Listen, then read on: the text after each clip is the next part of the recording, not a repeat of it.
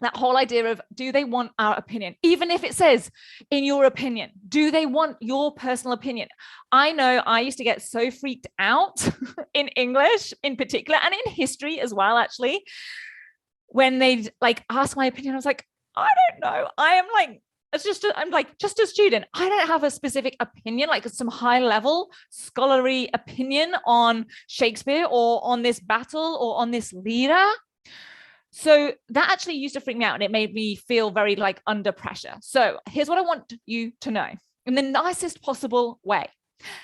The examiners, your teachers, the syllabus writers, they don't care about your opinion. Now, for some of you, this will be great. For some of you, this will be a little bit depressing, but this is the truth of it. They don't care. They don't want your personal opinion. Therefore, you don't have to worry about crafting one or having one. Here's how you come up with a response. You simply analyze the evidence. And then when you've gone through the evidence, and that's why it's so important to think about which evidence you're selecting from last week, what judgment does that lead to?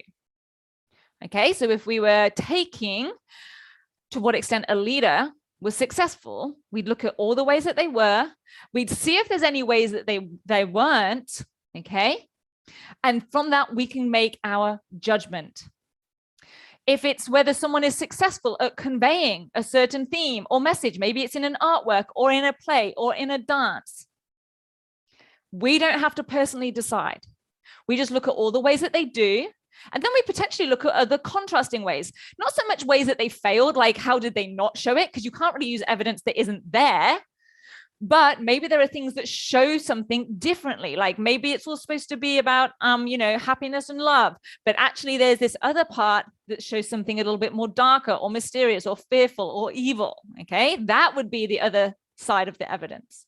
Okay, so we don't need your personal opinion, and you don't need to have one.